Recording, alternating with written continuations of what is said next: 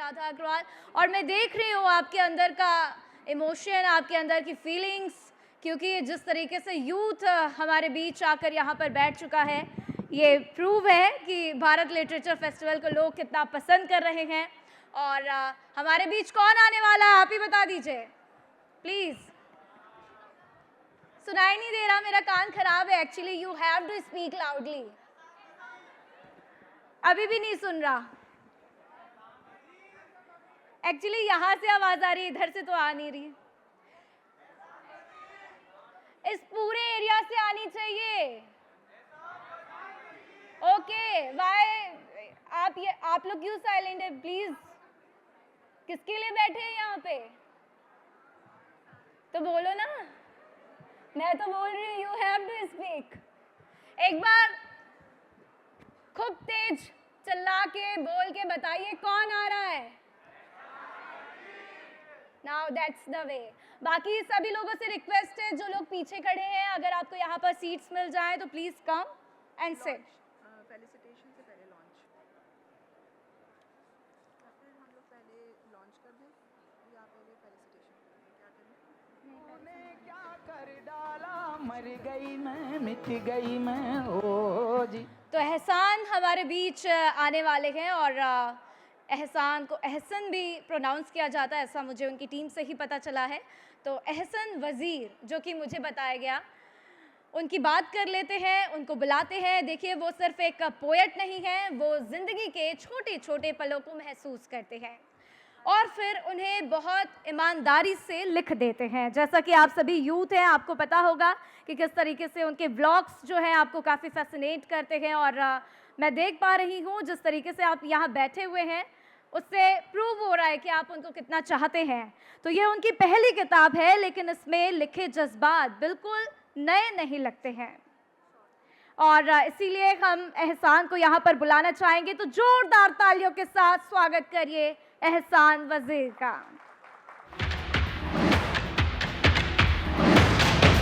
तो ललन टॉप और Bharat literature festival का एक ही लक्ष्य है।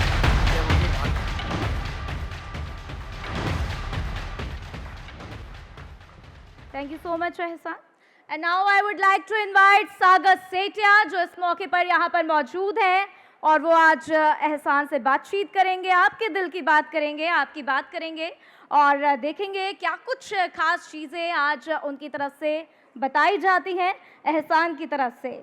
लेकिन हम इस सेशन को स्टार्ट करें इसके पहले, once I want my team to play the introductory video. Thank you. कुछ शायरी, कुछ हंसी मजाक, कुछ किस्से और बहुत सारा मजाक। आज हम मिल रहे हैं एक ऐसे क्रिएटर से जो सिर्फ कंटेंट नहीं बनाता बल्कि एहसास क्रिएट करता है। मुंबई से आने वाले एहसान वज़ीर ने रोजमर्रा की जिंदगी को ब्लॉग्स में बदला, फिटनेस को लाइफस्टाइल बनाया और जज्बातों को लफ्जों का रूप दिया। इंस्टाग्राम पर 4.5 लाख से ज्यादा फॉलोअर्स और यूट्यूब पर 2 लाख से ज्यादा सब्सक्राइबर्स। नंबर्स इम्प्रेसिव हैं, पर उनकी सबसे बड़ी ताकत है उनका ऑडियंस के साथ रियल कनेक्शन। कभी फनी स्केचेस, कभी रियल लाइफ किस्से जो सीधा दिल तक पहुंच जाता है। कैमरे के पीछे टी सीरीज के म्यूजिक वीडियोस में असिस्टेंट डायरेक्टर के तौर पर काम करते हुए वो अपने एक्टिंग के सपनों को भी पूरी शिद्दत से चेस कर रहे हैं, और सिर्फ बोलते ही नहीं, लिखते भी हैं। तुम एक कविता थी जैसे किताब के लेखक जिन्होंने मोहब्बत और एहसास को अल्फाजों में कैद किया। ये सिर्फ डिजिटल सक्सेस नहीं है, ये कंसिस्टेंसी, क्रिएटिविटी और खुद पर भरोसे की कहानी है। भारत लिटरेचर फेस्टिवल वेलकम्स एहसान वज़ीर। तो तालियां बजती रहनी चाहिए, जितने लोग यहाँ पर मौजूद हैं उतनी ही जोरदार गड़गड़ाहट तालियों की यहाँ पर सुनाई देनी चाहिए। और हम इस सेशन को आगे प्रोसीड करें, once I would like to invite Deepali Vashisht ma'am to felicitate our guest. Thank you.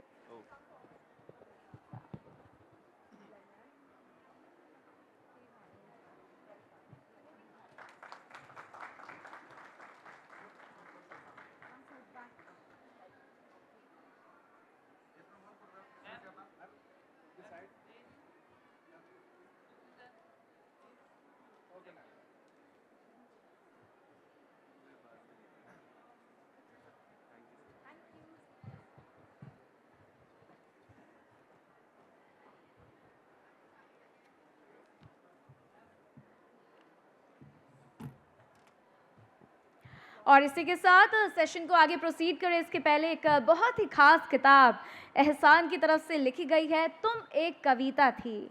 हम उसका यहाँ पर बुक लॉन्च करने जा रहे हैं और इसीलिए मैं एक बार फिर से रिक्वेस्ट करूँगी to please stand up, you both of you, and I would request Ms. Dipali Vasist and Ms. Revika to be here.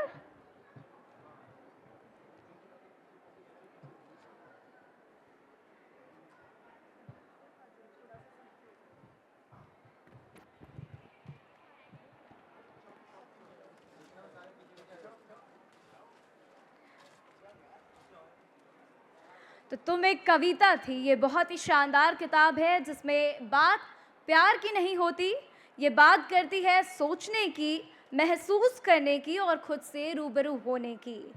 तो एक बहुत ही ख़ास तरीके से इस बुक को इन्होंने लिखा है और आपसे रिक्वेस्ट करेंगे एक बार फिर से जोरदार तालियों के साथ इस पुस्तक का विमोचन।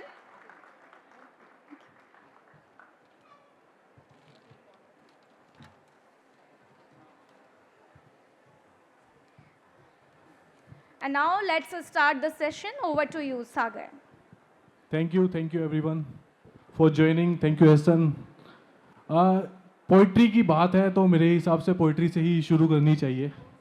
तो कहते हैं कि कुछ है नहीं कहने को पर कहना भी सब कुछ चाहता हूँ, जो दिन गुजरे तुझ बिन मैं साथ गुजारना चाहता हूँ।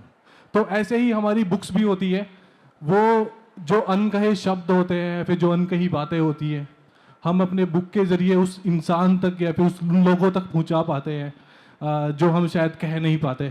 तो एहसान, पहले तो आपको इंस्पिरेशन कैसे मिला इस बुक को लिखने का? और इस एक राइटिंग का किसी का बैकग्राउंड होता है, एक जर्नी होता है। जैसे कि आप एक स्मार्ट के साथ साथ एक एक्टर तो है ही, तो एक एक्टर का एक राइटर में कन्वर्ट होना या फिर एक एक्टर के साथ एक राइटर भी होना, तो ये इस जर्नी को आप कैसे देखते हैं?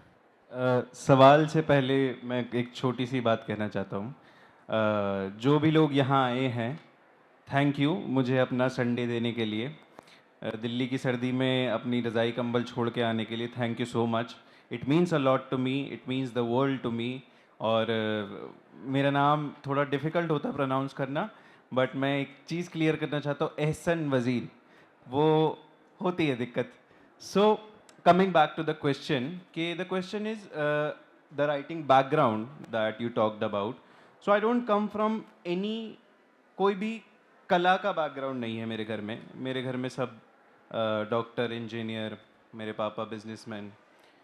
पर मेरे पापा मुशायरे का शौक़ रखते थे, तो उनके बीच और मेरे बीच काफ़ी ऐसे फासला रहा है। एक बाप बेटे का रिश्ता जो यूजुअल होता है वो रहा है। तो मैं बस उनके साथ टीवी देखने बैठा करता था, और वो आज भी और तब भी मुशायरा सुना करते थे। तो मुझे वो तब भी समझ नहीं आया, आज भी थोड़ा कम समझ में आता है, पर वो जो ज़बान है, वो जो लफ्ज़ हैं, वो जो बोल हैं, वो शायद मुझे, मैं बोलूँगा, जागीर में मिले हैं। मुझे नहीं पता कि मुझ में थे, और कभी मुझ में, मेरे कलम में इतनी ताकत थी कि मैं एक किताब लिख सकता हूँ। मुझे ऐसा कभी नहीं लगा। And the other question, actor turning writer. So for me, I like to call myself as an artist. मुझे किसी एक आर्ट फॉर्म के साथ एसोसिएट नहीं होना है। कल को मेरा मन करेगा कि मुझे पेंटिंग करनी है, मुझे गाना बनाना है, तो मैं कहूँगा। जिस भी ढंग से, जिस भी तरीके से एक खूबसूरत बात कही जा सकती है, जो भी मेरे मन में है, वो किसी भी फॉर्म में हो। बुक की बहुत अलग कहानी है कि मैंने बुक क्यों लिखी, तो वो मैं उस तरीके से कहना चाहता हूँ कि एक अच्छे तरीके से पेश करूँ, चाहे वो मेरा गम हो, चाहे वो मेरी खुशी हो।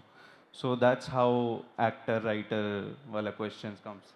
अच्छा, इस बुक का नाम है तुम एक कविता थी, तो इसमें एक वर्ड आता है तुम, एक वर्ड आता है थी। तो क्या वो इंसान मौजूद नहीं है, या फिर ये किसके लिए लिखी गई है? नहीं, किताब किसी के लिए नहीं है। किताब बस है, वो लिखी गई है कि ऐसे कि एक राइटर है स्टोरी में, वो राइटर किसी के लिए लिख रहा है। मेरी ज़िंदगी में कुछ ऐसे लोग रहे जिनसे वो प्रेरित हुई है, पर ऐसे किसी पे बेस्ड नहीं है कि मेरी ज़िंदगी में कोई कविता थी। मेरी ज़िंदगी में कोई कविता नहीं थी, पर ये उस राइटर की कहानी है, तो उसकी ज़िंदगी में थी। तो ऐसे नाम पड़ा तुम एक कविता थी। दूसरा रीज़न ये है, the book starts at a sentence कि दिल टूटने की आवाज़ कभी इतनी ज़ोर से नहीं हुई होगी, उसने अपने आशिक का नाम मेरे सामने ले लिया, and it ends at the same sentence. So that's how वो मेरे दिमाग में चीज़ आई कि दिस इज़ अ कविता, this is a poem, not just a story. पहले मैं इसका नाम कुछ और रखने वाला था, but then I realize the pattern जब मैंने उसका एंड लिखा कि ये एक कविता है। मैं आज भी इसको, कोई मुझसे पूछता है कि क्या जॉनरा है, क्या है, कैसे है, ये कविताएं हैं, आप पढ़ के देखिए। तो ऐसे इसका नाम पड़ा। एज एन आर्टिस्ट एक्टर इसमें एक स्ट्रगल बहुत लंबा है। कोई किसी की भी अगर हम जर्नी उठा के देखते हैं, किसी एक बड़े एक्टर का जर्नी उठा के देखते हैं, आर्टिस्ट का जर्नी उठा के देखते हैं, तो बहुत से ऐसे लम्हे होते हैं जिसे महसूस होने के लिए होते हैं, लेकिन उन्हें हम ना लफ्ज़ों में नहीं उतार पाते। तो क्या ऐसे कुछ लफ्ज़ हैं जो इस बुक में रह गए हों? मेरी ज़िंदगी के कई ऐसे लफ्ज़ हैं जो रह गए हैं। दरअसल क्या होता है ना, आज जो भीड़ जमा है उन सबको मेरी जीत पता है, पर मैं हार पिछले 7 साल से रहा हूँ। सबको लगता है कि ये अच्छा लिखता है, अच्छा कर लेता है, शायद सबको लगता है। तो इस साल जुलाई में या जून में मुझे 7 साल हो जाएंगे ये सब करते हुए। हार काफ़ी पर्सनल होती है, हार भी लिखी जाती है पर वो लोगों तक पहुंचती नहीं, क्योंकि इतनी सुंदर नहीं होती, तो वो पहुंचती नहीं, पसंद नहीं आती। जीत जीत सबकी होती है, जीत पब्लिक होती है। Jeet is a shared emotion, like happiness. खुशी कभी अकेले नहीं होती, वो सबके साथ होती है। हार, दुख, पीड़ा वो अपना होता है। तो वो मेरा पिटारा एक अलग है, वो छिपा के रखा है। मेरी हार का पिटारा मैं बस दुनिया को ये दिखाता हूँ कि मैं देखो सिकंदर हूँ, जीतता हूँ बस। तो मैं ऐसा ही चाहता हूँ कि ऐसा रहे। तो इससे अलग अगर हम चाहें कि आपको एक शायरी जो आपकी सबसे पसंदीदा हो, क्योंकि एक राइटर के लिए उसके पास थाउजेंड्स ऑफ पोइट्रीज उसके दिमाग में भी होती है, उसकी लिखावट में भी होती है, जो अभी तक की आपको सबसे बेहतरीन आपकी लिखी हुई पोइट्री जो आपको लगती है, तो प्लीज़ मैं चाहूँगा एक बार आप सबको सुनाएं। मैं कोशिश करूँगा। दरअसल मेरी कोई फेवरेट तो नहीं है, मुझे ऐसा लगता है कि अभी वो बाकी है लिखनी। किसी दिन शायद लिखूँगा मैं वो काम जो मेरा खुद का फेवरेट होगा। So I am my biggest self critic. मुझे 1 मिनट देना प्लीज़।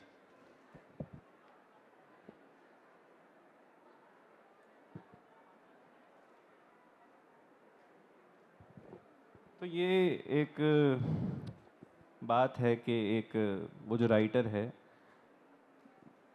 वो अपनी जो म्यूज़, जो मोगू है, उसको डिस्क्राइब करता है। तो मैंने सोचा कि एक लेखक अपनी मोहब्बत को कितना ही बेहतर डिस्क्राइब कर सकता है। तो एक छोटी सी बात लिखी थी और सिर्फ उसके चेहरे को लेकर लिखी थी।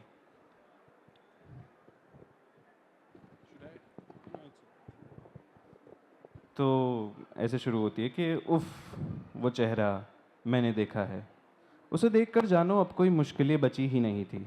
मेरा मन न जाने पहाड़ों पर नदी के किनारे जाकर बैठ गया था एक मुसाफिर के साथ, और उस मुसाफिर से पूछा कि तुमने क्या क्या देखा है। वो बोला, मैंने इस 10 साल के सफ़र में सूरज को आसमान लाल करते देखा है, सितारों भरी रातें और न जाने कितने नक्षत्र देखे हैं टेढ़े मेढ़े पहाड़ और सीधे रास्ते। देखी है वो जगह है जहाँ कोई ना गया हो, देखी है वो रोशनी जो साल में एक बार दिखती है, देखी है सफ़ेद बर्फ, देखी है मौसम की पहली बारिश, देखा है हिरण कैसे चुपके से पानी पीता है, देखा है शोर भरा शहर जो रात भर जागता है, देखा है वो गांव जिसकी सुबह मुर्गे की अजान से होती है। इस सफ़र में हिंदू देखे, मुसलमान देखे, सिख देखे, हर नस्ल के हर धर्म के लोग देखे, और कुछ इंसान भी देखे। देखी है खुदा की बनाई हुई हर खूबसूरत नेमत, ऐसा कुछ छूटा नहीं जो मैंने ना देखा हो।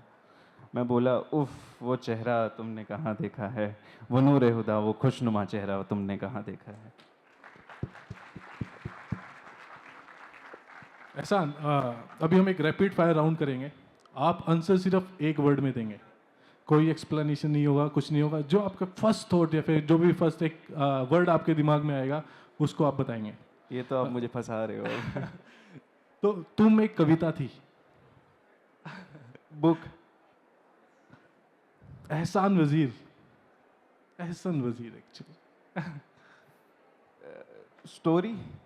यादें, भुला दो, वक्त, बीत जाएगा, वर्ड्स, कम है, rereading this book, living the story again as the sorry मैंने बहुत लंबा आंसर दे दिया. What was the rereading your book, rereading my book, कमियां, अनसेंट मैसेजेस. वो बात अब मैं थोड़ा सोशल मीडिया पे आऊँगा. जो मैं तुमसे कह ना पाया, इंस्टाग्राम, काम, आज का एहसन वजीर, मेहनती, इश्क. हो जाएगा. तो अभी बहुत सारे लोग भी यहाँ पे हैं जो काफ़ी देर से वेट कर रहे थे. मेरे हिसाब से हमारे स्टॉल पे 11 बजे से लोगों का जमावड़ा लगा हुआ था कि आई एम सो सॉरी पर बहुत जाम था, सॉरी. अच्छा, अगर ये किताब एक जवाब है तो सवाल क्या है? सवाल ये है जो इसके पहले पन्ने पर है कि वो कितनी खूबसूरत होंगी लड़कियां जिन पे लिखा जाता है, मोहब्बत में लोग कुछ कुछ लिख जाते हैं, तू लिख सकता है. तो ये सवाल था, उसका जवाब था ये किताब कि मैं लिख सकता हूँ. हाँ, मैं लिख सकता हूँ. तो मैं मेरा भी बहुत मतलब बैकग्राउंड अगर मैं देखूँ तो मैं भी पोइटिक उस बैकग्राउंड से आता हूँ, तो पोइट्रीज भी लिखता हूँ. एज अ पब्लिशर हम बहुत सारी पोइट्री बुक्स की हैं, लेकिन जैसे ही हम ये वाला बुक को पढ़ते हैं तो यहाँ पे खाली पोइट्री नहीं है, मेरे हिसाब से एक फीलिंग्स है या फिर एक स्टोरी लाइन है जो लोग ज़्यादा अपने आप से महसूस भी कर पाते हैं. तो मैं भी कुछ सुनाता हूँ कि है जो प्यास तो बुझ जाने दे, है जो आस तो थोड़ा रुक जाने दे, मत हो उदास मौसम ये बदल जाने दे, बिखरते बिखरते थोड़ा संभल जाने दे, आंखों में डाल आंखें मेरी थोड़ा उतर जाने दे. क्या बात है, बहुत सुंदर, बहुत सुंदर. कहते हैं कि जो सबसे पहली शायरी होती है ना, हम्म, या फिर जो सबसे पहली हमारी लिखावट होती है, हम ना पूरी जिंदगी उस लेवल का लिखने के लिए ट्राई करते रहते हैं और हम सबसे पहले जैसा दोबारा नहीं लिख पाते हैं. तो आपको क्या लगता है कि जो आपका सबसे पहला राइटिंग का जो जर्नी था, जब आपने सबसे पहले कलम उठाई थी कि मैं लिखना शुरू करता हूँ, और उसके बाद आज की स्टेज पे आप कितना उसको पकड़ पाए हैं?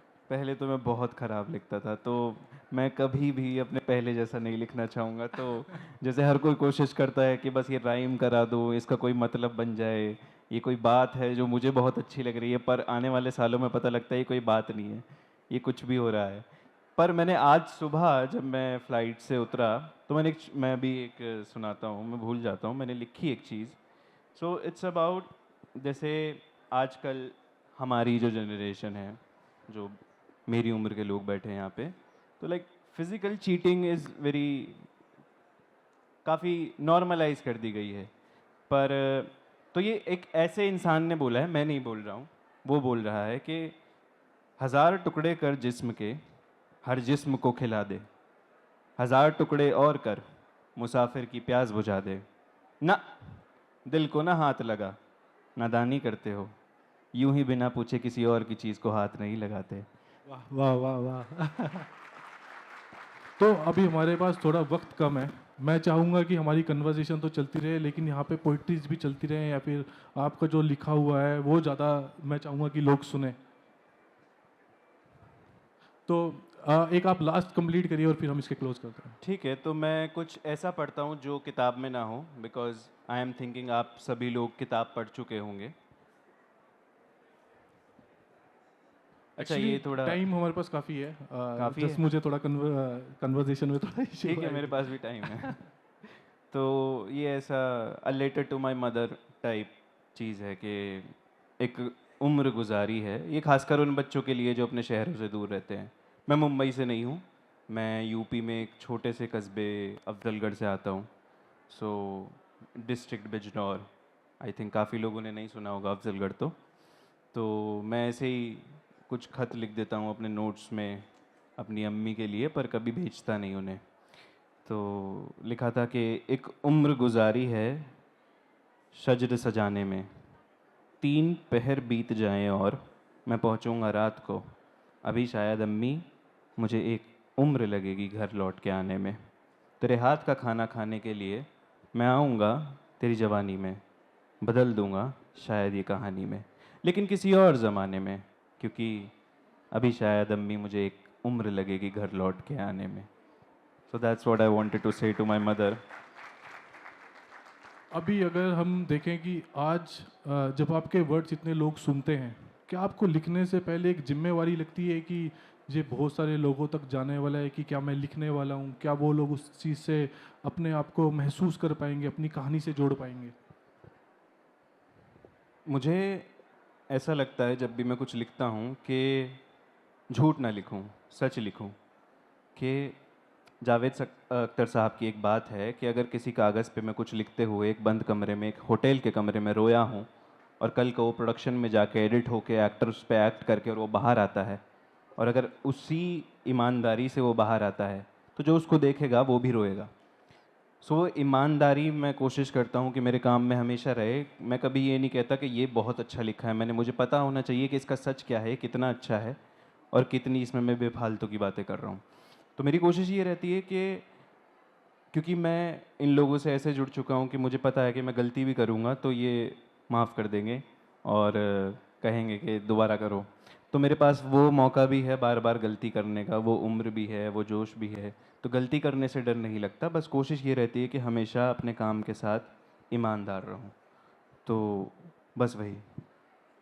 अभी आपके बहुत सारे जो फॉलोवर्स हैं, फिर जो आपको पढ़ते हैं, जो आपको सुनते हैं, बहुत सारे लोग वहाँ भी थे जो आपसे इंटरेक्शन करना चाह रहे थे, क्वेश्चंस करना चाह रहे थे। तो मैं चाहूँगा कि जो ऑडियंस के क्वेश्चन होते हैं, मेरे बने बनाए क्वेश्चन होंगे, मे भी शायद आपको लग रहा होगा, लेकिन मैं चाहूँगा आपके जो सवाल हैं, जो आप लोग पूछना चाहते हैं, तो आप एक एक करके कुछ क्वेश्चन आप कर सकते हैं। लेकिन कोशिश करना कि क्वेश्चन 5 से 10 सेकेंड के ही रहे, ना कि आप कुछ एक लंबी कहानी हमें सुनाएं। वहाँ पीछे किसी ने हाथ उठाया है। Revika, can you help me with the mic, please?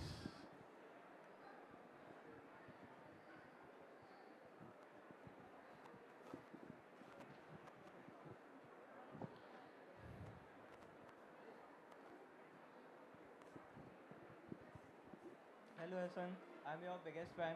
Thank you. I have been. Is it working? थोड़ा सा ऊपर रखना mic. Okay. Hello Hassan, I'm your biggest fan. I have been following you since very long, and I know you have been trying different things like पहले comedy skits and छोटी reels, and then writing and a little bit of music. So it is about love. जो आपकी book है, like it is basically about love. Yeah. So I just want to ask you a question. What would be your tips for a person who is still waiting for a closure from a person who walked away without giving it?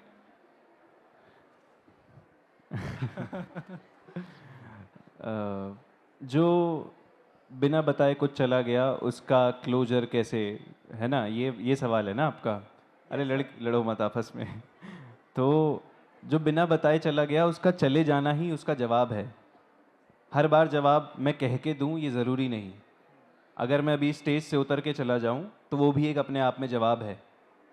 तो वो चला गया, वो उसका जवाब था, और वो अपनों का गम यही सोच के अपनाना पड़ता है कि उसकी कोई ख़ास वजह रही होगी, तो अपनाना पड़ेगा। So काफी I have also poetic written answer था। something. I have also wrote something. Can I? Of course, of course.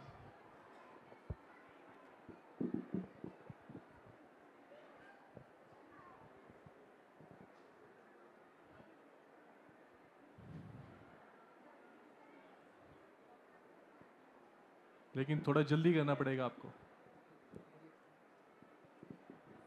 कि मतलब I am not claiming it is a Shayari. It is Okay. just my thought. Is it आज़ाद कुछ पंक्तियाँ हैं कि हम तेरे जाने के बाद भी अपनी महफिल में तेरी तौहीन होने से बचाया करेंगे, कि रिश्ता भले ही अधूरा रहा हो मगर इश्क पूरा निभाया करेंगे। हुए करते थे कभी हम घर तुम्हारे, दुख इस बात का है कि कमबख्त अजनबी हमें अब तुम्हारा पता बताया करेंगे। ब्यूटीफुल भाई, beautiful. Thanks a lot. Thank you. Please next question please. Hi Ehsan, first of all I love you and I love मैं you too. बहुत टाइम से देख रहा हूँ, ठीक है, बट मेरा एक क्वेश्चन है कि क्या ज़रूरी है कि किसी ऐसे शख्स से मोहब्बत की जाए जो लाहासिल है, किसी के कब्ज़ में पहले से उसकी जान है, जिसका पहले से कोई निगहबान है, to write this miraculous loving book, is it important?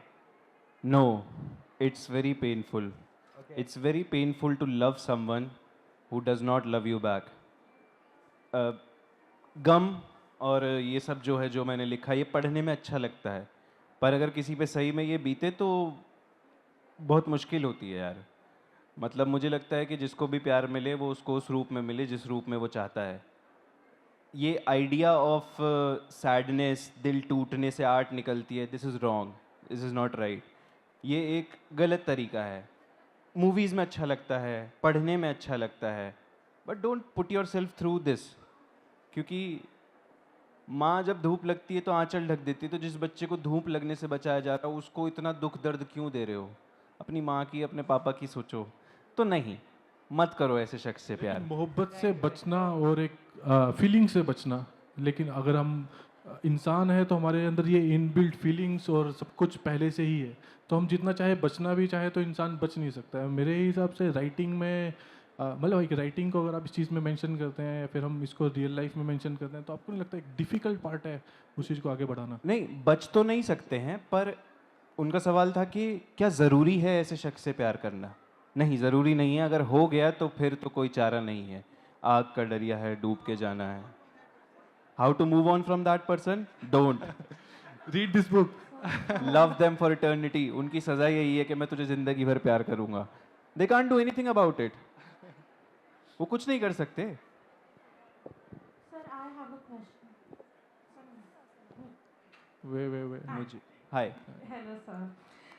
Firstly, I would like to thank you for bringing up Hindi Sahitya because there are very मतलब ऐसे कम लोग हैं जो हिंदी पढ़ते हैं with interest. So thank you very much for bringing up this. My question to you is, there's a little kind of obsession with a person in this book.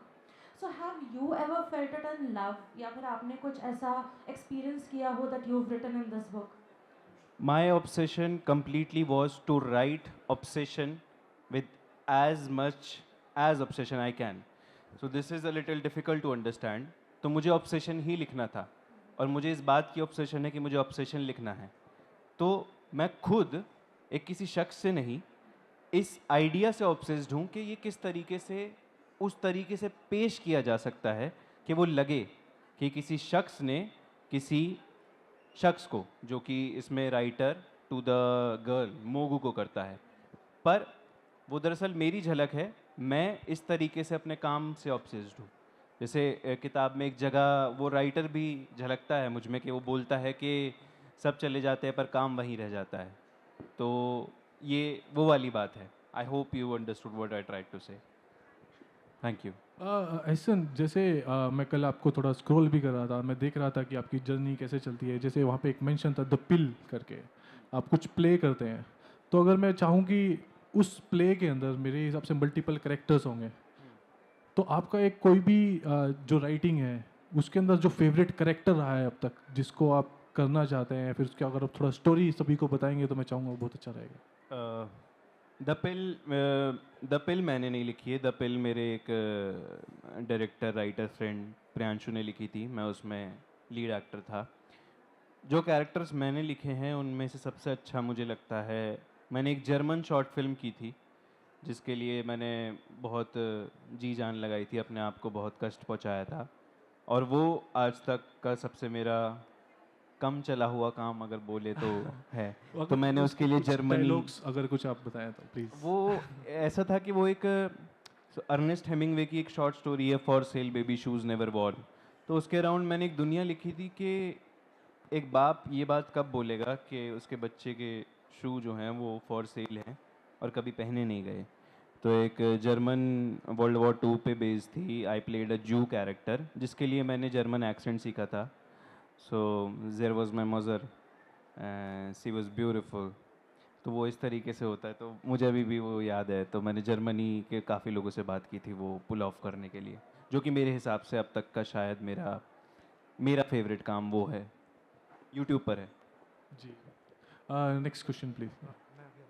Hello hello, आ रही है। भैया, मैं ना जैसे फेवरेट औरत को देख के कान गर्म हो जाता है ना, और गाल वैसे आपको देख के मेरे कान और गाल गर्म हो रखे हैं। मेरे भी हो रहे हैं। बट भैया मेरे को पूछना था, जब रैपिड फायर चल रहा था तो सर ने बोला यादें, तो आपने कहा भूल जाओ, तो यादों को भूलना ज़रूरी है क्या? महादेवी वर्मा की एक कविता है, छाया मत छूना। पास्ट अगर अच्छा होता है तो हमें ये लगता है कि यार आज कितना बुरा दिन है। बुरा होता है तो ये लगता है कि मैं कितने बुरे हालातों में था। पास्ट मतलब मेरा मतलब ये नहीं है कि कम्प्लीटली भूल जाओ, याद रखो, और तुम भुला भी नहीं सकते हो, क्योंकि आज जो तुम इंसान हो वो अपने पास्ट और जो सब कुछ हुआ है उसकी वजह से हो। तो पास्ट तो कभी भुला नहीं सकते, हम उसका आईना है। तो भूलना ज़रूरी नहीं है, पर याद नहीं करना चाहिए जानबूझ के कि ओ मैं तो बहुत बुरे हालातों में था, ओ मैं तो बहुत अच्छे हालातों में था। जैसे सबका कोई इंस्पिरेशन होता है कि कोई राइटिंग स्टाइल स्टार्ट करता है, कुछ आर्टिस्ट, कुछ कोई सिंगिंग में जाता है। तो मैं इनसे ही पूछना चाहूँगा जिन्होंने अभी क्वेश्चन किया था, तो जो आपका हेयर स्टाइल है ये आपको इंस्पिरेशन कहाँ से मिला था? क्योंकि हमने लास्ट अगर मैंने कभी देखा था डब्ल्यू में कार्ल लिंटो आते थे। मैं बचपन से है मेरे से बात। अच्छा, वेरी नाइस, डिफरेंस थे। नेचुरल। हाय एहसान भाई, it's an honour to stand in front of you. I saw your first video जो आपका कॉलेज ब्लॉग था 3 इयर्स पहले, and since I have been seeing कि आप एक्सपेरिमेंट कर रहे हैं, so apart from all these questions based on your book, I would like to ask you something like जैसे आपका जो कंटेंट है, आपका जो मेन फोटे है, you been doing content creation. So आप पहले यूपी से थे, देन आप मुंबई गए। So how important do you think the moving aspect from UP to Mumbai had an impact on your life on a scale of 1 to 10? So waste में ना एक बात है कि आप एक अच्छे एक्टर या अच्छे आर्टिस्ट तब बनते हैं जब आप कुछ 40 के करीब हो जाते हैं। उससे पहले आप ठीक ठीक होते हैं, ठीक ठीक काम करते हैं।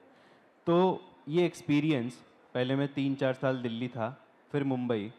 तो जब एक शहर आपको आम लगने लगे, कुछ ऐसा लगने लगे कि यहाँ मेरे लिए कोई चैलेंज नहीं है, कुछ इंस्पायरिंग नहीं है, तो वहाँ से निकल जाना चाहिए, एक नए रास्ते खोजने चाहिए। मुंबई ने जो मुझे पूरा एक एक्सपीरियंस दिया, उसी की वजह से शायद आज ये किताब है। अगर मैं मुंबई नहीं गया होता तो शहर शहर की बात है, शहर शहर की कहानी है, तो जाना पड़ता है, घर छोड़ना पड़ता है, just to be closer to life. मैं नहीं बोलता कि मैं आज बहुत अच्छा हूँ, पर आज से 17 साल बाद जब मैं 40 का होऊंगा, I want to be invincible. तो उससे पहले मैं जितने ख़राब एक्सपीरियंसेस, जितनी मुश्किल सिचुएशन में अपने आप को डाल सकता हूँ, तो मैं डालूँगा। तो मुझे ऐसा लगा कि मुंबई मेरे लिए चैलेंज है, जो कि मुझे अभी भी लगता है, तो मैं अभी वहाँ रहूँगा। मुंबई चैलेंज नहीं लगा, फिर लास वेगस चला जाऊँगा, कैलिफोर्निया, समवेयर। लेकिन यूपी वापस नहीं आओगे। यूपी वापस नहीं आ पाऊँगा, एक उम्र लगेगी मुझे घर लौट के आने में। हेलो, हाय कशिश। मेरा क्वेश्चन नहीं, मतलब I just want to know your POV. Like हम मूवीज़ देखते हैं, वो इश्क जैसे जो टर्म है उसके ऊपर होती है कि कभी कंप्लीट नहीं होता। जो हमारा लास्ट सीन आता है कि वो लाइक मेल और फीमेल कैरेक्टर नहीं मिलते हैं, वो अलग ही हो जाते हैं। तो इतना इस चीज़ को ग्लोरीफाई क्यों किया गया है कि यही हम देखना चाह रहे हैं, इसको देख के हम लाइक सैडनेस ग्लोरीफाई क्यों की गई है? और वन मोर थिंग कि कभी इश्क पूरा हो सकता है? यार मैं इतना भी बड़ा नहीं हूँ, तुम मुझसे इतने बड़े बड़े सवाल पूछ रहे हो। ठीक है, मैं बताता हूँ क्यों ग्लोरीफाई किया जाता है। मुकम्मल इश्क से ज़्यादा, अब अगर आप बाहर निकले अपने दोस्तों से ही बात करें, फेल्ड लव की बहुत कहानियाँ हैं। तो जो कहानियाँ ज़्यादा हैं वो कहानियाँ ज़्यादा बिकती हैं, वो रिलेट करते हो। आप अपने आप को देखते हो कि जॉर्डन मैं हूँ, नादान परिंदे मैं गाऊँगा एक दिन, मेरी भी माशूका मर जाएगी कैंसर से, या जो भी है। तो वो रिलेट ज़्यादा कर पाते हैं, क्योंकि फेल्ड स्टोरीज बहुत है, दुख बहुत है, बहुत ज़्यादा है। And your second question was मुकम्मल इश्क होता है क्या? So I have a short film coming up जिसमें मैंने इसी के बारे में लिखा है कि अस ह्यूमंस, हमारी एक टेंडेंसी है, whatever we love we ruin it. अगर मुझे ये फ़ोन बहुत ज़्यादा पसंद है, मैं इसको इतना प्यार करूँगा कि एक दिन मैं इसको ख़राब कर दूँगा। Same goes for that person जिसको हम बहुत ज़्यादा प्यार करते हैं, एक दिन उससे अपने फेफड़े थरथराते हुए उस पर चीख रहे चिल्ला रहे होते हैं for some reason. So everything we love we ruin it, like this earth we love the most but we are ruining it every day. So प्यार का लास्ट स्टेज तो वही है, according to me. Hi, I see a poster over there. Acha, you are speaking. Hi. Hi, Asana. I'm Ishita. I'm so sorry. हाँ I've been seeing your content for a while now. You do cinematic videos on family issues, a lot of more issues. I've been following you for a while. You do comedy with Hardik and Devanshu. It's great. I'm a big fan. Are you following a creative juices in your head, or is it a planned thing that you keep on doing? If I tell you, बहुत simple सी चीज़ है comedy. अच्छा, मैंने शुरू, आप बैठ जाइए, मैं बताता हूँ, इसका थोड़ा लंबा जवाब है। तो मैंने शुरू शॉर्ट फिल्म से किया था काम करना। मैं हमेशा एक्टर ही बनना चाहता था, राइटर में बहुत ख़राब था, स्टोरी गंदी लिखता था। मेरी शॉर्ट फिल्म्स कभी नहीं चली। कॉमेडी बहुत जल्दी चलती है क्योंकि लोग ऊब चुके हैं अपनी ज़िंदगी में, उन्हें हंसना है 2 पल के लिए, उन्हें फालतू की बात नहीं सुननी। तो कॉमेडी बहुत जल्दी चली, तो फिर मैं भूल गया कि मुझे करना क्या था। फिर मुंबई गया, कुछ चीज़ें हुई तो मुझे रियलाइज़ हुआ कि ओ आई हैड दिस इन मी, मुझे तो कहानियाँ सुनानी थी। अब वो हंसा के सुनाऊँ, रुला के सुनाऊँ, तो एक बॉक्स है जो सभी आपको पहनाना चाहते हैं कि यार तू हंसाता है ना, तो सिर्फ हंसा ले, ये कहानियाँ क्यों बता रहा है। But I don't want to be put in that box. तो it's just with me, some days I feel funny तो I create funny, some days I feel pain, then I tell the pain. Some days I feel love, then I tell a love story. So that's how it goes for me.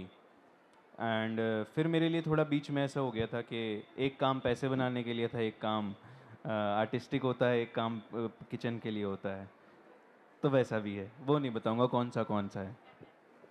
As a writer हम ना बहुत सारी कहानियों को शुरू करते हैं, कुछ कहानियाँ कंप्लीट हो जाती है, लेकिन कोई ना कोई एक ऐसी कहानी होती है जिसको हम जितना सोचते हैं हर बार हमारे दिमाग में कुछ नया आता है और हम उसको सबसे अच्छा लिखना चाहते हैं। क्या कोई ऐसी कहानी है जो अब तक अधूरी हो, जो बहुत पहले शुरू की हो? ये बुक मैंने और आगे लिखी है, पर आगे जब ये कंटिन्यू होगी तो ये एक फ़िल्म के रूप में होगी। तो जब मैं स्पॉइल नहीं करना चाहता, जब मैं उस मकाम पे पहुंचता हूँ एंड में, उसके बाद की जो स्टोरी है वो मैं लिख चुका हूँ, प्रोड्यूसर्स और बजट ढूंढ रहा हूँ। वो एक दिन मैं फ़िल्म बनाऊँगा कि उसके बाद क्या होता है, क्या होना चाहिए इस कहानी में और आगे, क्योंकि कहानी कहाँ पूरी होती है। ये बुक पूर्ण विराम पे नहीं, कॉमा पे ख़त्म होती है कि अभी और कुछ है कहने को। तो ये मेरी अधूरी कहानी है जो मैं शायद अपनी ज़िंदगी में पूरी नहीं कर पाऊँगा। मतलब अभी कविता बाकी है? अभी कविता बाकी है। So I have a question from Team Invincible, that since we've put so much time and effort in bringing this book to your audience, do we have a second part coming? And अगले book fair में do we have another launch planned for another book of yours? मुझे फिर आप इजाज़त देना 6-7 महीने के गायब होने के लिए, क्योंकि मैं पिछले साल यही किया था कि मैं गायब हो गया था, क्योंकि जब मैं लिखने लगता हूँ तो मैं सब चीज़ें छोड़ देता हूँ। अगर ये लोग मानेंगे कि जाओ आप किताब लिखो तो मैं उस सफ़र पे निकल जाऊँगा। और सोची हुई है मैंने बुक, आई होप सो हो जाएगी तो क्या बात है, अगले साल फिर यहीं मिलेंगे। मुझे लगता है कि हमें अच्छे राइटर्स की ज़रूरत है, तो हम एज अ पब्लिशर आपको 6 महीने स्पॉन्सर करेंगे हिमाचल कंट्री पे जहाँ आप आराम से लिख पाएँ। नहीं, अब कहीं आउट ऑफ कंट्री जाने का मन है। वो तो जी please. Hi Ehsan, I'm Hello. Sania. I really love your content. तो अभी आपसे किसी ने क्वेश्चन पूछा था कि अगर किसी से इश्क हो जाता है और वो पर्सन छोड़ के चला गया विदाउट एनी क्लोजर, तो उसमें आपने बोला था कि उनका छोड़ के जाना ये एक जवाब है। तो my question to you is, what if किसी से इश्क होता है एंड उन्हें भी हमसे हो जाता है, बट ड्यू टू सर्कमस्टांसेस वो पूरा नहीं हो पाता, मे बी रिलीजन उसकी वजह से, तो उसमें आप क्या बोलना चाहेंगे, मतलब क्लोजर क्या होगा उसमें मैंने जैसे यहाँ पे किसी को बोला था कि ठीक है पूरा नहीं हुआ, पर आपको रोक तो कोई नहीं सकता ना प्यार करने से उस शख्स को। जैसे मेरी भी आज 5 मोहब्बतें हैं जो डिफरेंट सर्कमस्टांसेस की वजह से, मैं मजाक कर रहा हूँ, तो हाँ डिफरेंट सर्कमस्टांसेस की वजह से रह जाते हैं। पर ठीक है, नहीं मिला कोई बात नहीं, but I still love that feeling, क्योंकि प्यार अपने आप में एक बहुत खूबसूरत फीलिंग है। अब वो किसी शख्स से हो, किसी से भी हो, वो रहना चाहिए, उसको ख़त्म मत करो, क्योंकि इसको ख़त्म करते तो हम खुद निचुड़ जाते हैं। सो डोंट स्टॉप इट, पर उसको इस तरीके से करना है कि आप ऑब्सेस ना कर जाओ कि उसके पीछे भागने लगो। आपकी ज़िंदगी वैसे ही चलती रहे, वो बस एक खूबसूरत कहानी हो जाए बताने के लिए। तो उस जो भी शख्स है उसको एक कहानी बना दो, मैं तो ये बोलूँगा। हेलो।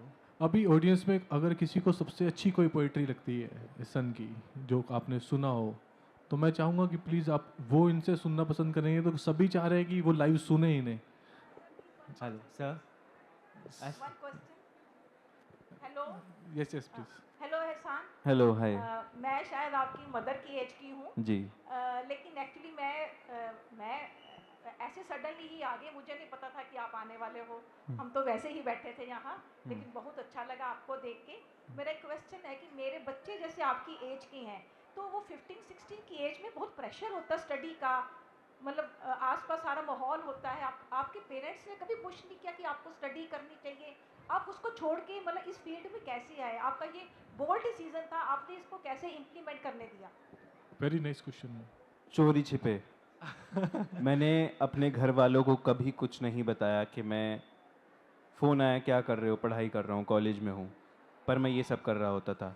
मुझे ऐसा लगता है कि माँ बाप को बस ये डर होता है कि हमारा बच्चा कर पाएगा या नहीं, तो उन्हें करके दिखा दो सीधा, परमिशन लेना छोड़ दो, घर से निकलो, माँ बाप को करके दिखाओ कि हाँ मुझ में वो जज्बा है। आज मेरे घर से तो यहाँ पे कोई नहीं है, पर वो होते तो आज खुश होते, पर अगर मैं 3-4 साल पहले की बात करूँ तो वो खुश नहीं होते जो मैं कर रहा था। सो मेरा ऐसे था कि मैं बस घर से दूर चला गया था और मैं चोरी छिपे, क्योंकि आज आर्ट को कोई रोक नहीं है, मीडिया इतना आगे बढ़ गया है, आप लिखें और डालें, और मैं पढ़ाई में भी बुरा नहीं था। Just 1 second. तो मैं पढ़ाई में भी बुरा नहीं था, तो बस ये है कि मैं चुपके से कर गया और जो वो चाहते थे वो भी करता रहा। So I think you just have to prove yourself to your parents, don't get pressurised. बहुत छोटी सी ज़िंदगी है, बहुत नाजुक सी ज़िंदगी है, इतनी मतलब कोई टेंशन वाली बात नहीं है, हुआ हुआ, नहीं हुआ नहीं हुआ। मतलब मेरा तो ऐसे है कि अगर मैंने ये सोच के इस फील्ड में कदम रखा था कि ये है जो है, वरना तो कुछ नहीं, तो मेरा फैसला ये था। आप बताइए, आप बहुत देर से हाथ उठा रही हैं जिनके हाथ में पोस्टर था। ओह, ये आपने कल। जी, ये वही है जो मैंने कल स्टोरी पे लगाया था। Himani. Yes. I remember you. Thank you so much. Thank you so much. I would love to have that if somebody If can. anyone can. Yeah. Thank you so much. इस बुक के जो मुझे सबसे अच्छे events लगे, मैंने वो इसमें उतारने की कोशिश करी है। जैसे आपने उसके लिए एक विनाइल प्लेयर खरीदा था, can't help falling in love, तो वो बनाया जो टूट गया। वो जब आई थी आपके घर, तो एक सिलेटी रंग का सूटकेस और एक मोगू मोगू की बोतल हाथ में, एक हाथ में फ़ोन और थरथराती हुई आई थी। उसके बारे में आपने जितना भी बताया, उस हिसाब से मुझे नहीं पता चला वो लड़की कैसी दिखती होगी, तो मैं चेहरा नहीं बना पाई, पर हाँ शायद ऐसी दिखती होगी। और आपने जिक्र करा था कि जब आप एक गली से गुजरते हो तो वहाँ से मटर पुलाव की खुशबू आती है, और वो मटर पुलाव की खुशबू आपको आपकी माँ के और अपने घर की याद दिलाती है। तो उधर मटर पुलाव बना है जिसमें घर का खुशबू का थोड़ा सा बनाने की कोशिश करी थी मैंने। It's beautiful. Thank you so much. और जो नीचे फ़ोटो है, मेरे को चेहरा बनाना नहीं आता, तो इसलिए आपका लास्ट जो लखनऊ में फैन साइनिंग इवेंट हुआ था, उसकी आपकी पोस्ट से एक फ़ोटो निकाल के इलस्ट्रेशन बनाई थी। Thank you स्टाइल so बिल्कुल much. सेम लग रहा है इसमें। ये मैं हूँ। इसमें एक चीज़ है, 28 फरवरी उसका जन्मदिन। So this is a hidden detail. 28 फरवरी को मेरा जन्मदिन होता है, उसका जन्मदिन नहीं है। तो ये मैंने बुक में ऐसे लिखा था कि मेरा जन्मदिन होता है, तो इसको स्पेशल डेट बना देते हैं। Thank you so much, but thank you so much, means a lot. Hassan. Hi Hi Hassan. Hi. I am genuinely happy to be here, and उससे ज़्यादा खुशी आपको वहाँ पे देख के हो रही है। Thank you so much. और मैंने आपकी किताब पढ़ी तो कुछ इस तरीके से लगी कि जैसे कि किसी की मनपसंद चीज़, माने कि एक कप चाय जो कि इतनी अच्छी बनी है कि हम उसे बचा बचा के पी रहे हैं। क्या तो बात है। इस तरीके से कुछ किताब थी आपकी। मैंने कई सवाल उतारे पन्ने पर जिसको मैंने मेल करने का सोचा। सब कुछ तो मैं नहीं कह सकता यहाँ पे। एक सवाल जो मुझे लगा कि पूछना वाजिब है वो ये है कि इस सब के साथ एक आखिरी सवाल है, शायद मैं तब पूछता जब मैं मेल पर पूरी तरह लिख चुका होता। आपने जिन एहसासों को इतनी शिद्दत से जिया, उन्हें शब्दों में ढाल कर दुनिया के सामने रख देने के बाद, दुनिया पर छोड़ देने के बाद आपको कैसा लगता है? क्या वो किसी अपने को खोने जैसा होता है, या मन पर से बोझ उतर जाने जैसा सुकून, या फिर कुछ और जिसका नाम देना आसान नहीं? In other words, how do you personally feel about the art of letting go after creating something so honest? Is it loss, relief, or something else entirely? Wow. It made me think for a while.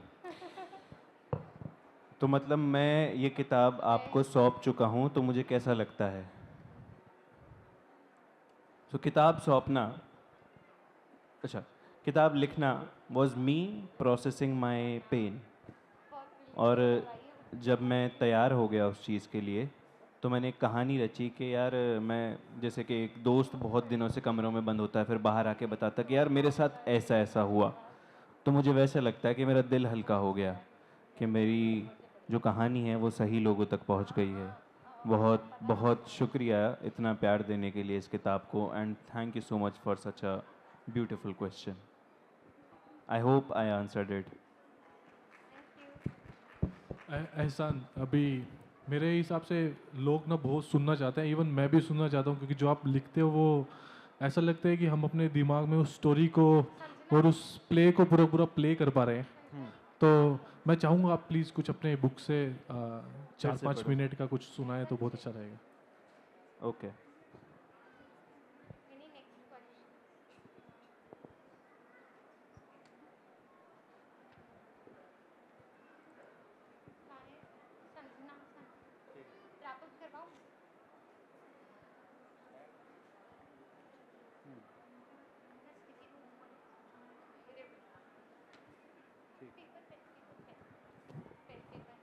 So this is something कि जो मैंने बात बोली थी ईमानदारी से लिखना, सच लिखना, उसके ऊपर ये बात है कि जैसे ही आप गई मैंने फिर से उलझा लिया अपने आप को, सोचने का वक्त ही नहीं दिया कि क्या करूं, कैसे बताऊं, इंतज़ार करूं या बर्बाद कर दूं अभी कहकर। और शायद ये कुछ ज़्यादा तो नहीं सोच रहा, भूल जाऊंगा, थोड़ा वक्त लगेगा लेकिन भूल जाऊंगा। लेकिन अगर झूठ ना लिखूं तो लिखूं, काश वो इतनी सुंदर किसी और के साथ लगती जितनी मेरे साथ लगती है। काश उसकी आंखें मुझे मुस्कुराता हुआ देखकर इतना ना चमकती। काश तो अपने साकी को इसी तरह सारे गमों से बचा लेती जिस तरह मुझे बचाती है। काश वो भी अपने काम छोड़कर सिर्फ तेरा होता। उसकी आंखों में तो अपना सरमाया भी अच्छा लगता है, उसके हाथ में मेरा हाथ सबसे अच्छा लगता है। लेकिन उसके दिल में मेरा दिल तुच्छ सा लगता है, जैसे सफ़ेद नीले पानी में मेंढक। अब सोचता हूँ काश वो नीले पानी में डूब जाता, काश मैं ये होने से पहले चला जाता, काश उसकी नज़रअंदाजगी को नफरत समझ लेता। ये कहानी मैं खून से लिख देता, लेकिन स्याही तो फिर भी ही काली रहती। ये किताब में मैं तेरा असली नाम लिख जाता ताकि सबको पता चले कि तू क्या है मेरे लिए। पर सबको कैसे बताऊं? मैं तो तुझे नहीं बता पाया। वैसे तुझे बताने से मुश्किल ही बढ़ती, तुझे तकलीफ ना पहुंचे इसलिए नहीं लिखा नाम तेरा, लेकिन बताऊंगा तो किसी दिन दिखाऊंगा हमारी कुछ तस्वीरें जो मेरे बटुए में हैं। जब हश्र के मैदान में हिसाब होगा सब खाली हाथ होंगे, और जब सबको एक आखिरी ख्वाहिश दी जाएगी तो मैं जन्नत के बदले तेरी तस्वीर मांग लूँगा, और फिर दोज़ख में सबको दिखाऊंगा कि जन्नत कैसी दिखती है उनको जिनको नसीब ना हुई। कौन सी ज़बान के शब्दों में बयान करूं कि तुझे इंसाफ कर पाऊं कि तू जब पढ़े ये तो तिरस्कर मुझे बुलाए मैं ना आऊं। कहते हैं इस मिट्टी के शरीर पर फेर बदल करना गुनाह है, कुछ लिखना मना है, जैसा उसने बनाया है वैसा ही रहने देना चाहिए, क्योंकि ये खुदा की हुई कला है। सारी दुनिया जहान के सबसे बड़े कलाकार की कला है, जिसने नदियाँ, पहाड़, पेड़ पौधे, कीड़े मकोड़े, तितलियाँ, शेर, गिद्ध, हाथी, समुंदर, रेगिस्तान, ज़मीन, आसमान, सितारे, अंधेरा बनाया है। उस कलाकार की कला है ये जिसने चांद बनाया है। लेकिन अगर इस मिट्टी के शरीर पर तेरा नाम लिखवाऊं तो खुदा भी ताज्जुब करता कि ये कला मैंने क्यों ना सोची। तेरे नाम के वो 6 अक्षर पढ़कर शायद मेरी बख्शीश हो जाती कि ये तो इबादत करके लौटा है। तीसरे दिन जाने से पहले वो जान गई थी कि मेरा दिल क्या कहता है। वो एक ही बात बोली कि जानने के बाद कि मत कर, मेरी भी तो सोच। और मैं सोचता ही रह गया। तभी तो ये हाल है, काश ना सोचता। वो सबात जो है तेरे होने से, कितना वक्त लगेगा और तुझे मेरा होने में। खामखा ही लिखता रहता हूँ तुझ पे, तू तो मेरी कुछ भी नहीं लगती। लेकिन पर एक बात लिखूं, अगर झूठ ना लिखूं तो लिखूं तो काश इतनी सुंदर किसी और के साथ लगती जितनी मेरे साथ लगती है। इस सेशन को हम यही रैप अप करेंगे। मैं भी कुछ सुनाऊंगा जो मैंने एक बार कभी लिखा था कि लगाकर राग सीने में बुझाना भूल जाती है, लगाकर राग सीने में बुझाना भूल जाती है, बनाकर ख्वाब यादों के सुलाना भूल जाती है। Thank you everyone for joining us. मैं चाहूंगा इनके लिए प्लीज एक बार जोर से क्लैपिंग करें। Thank you so much.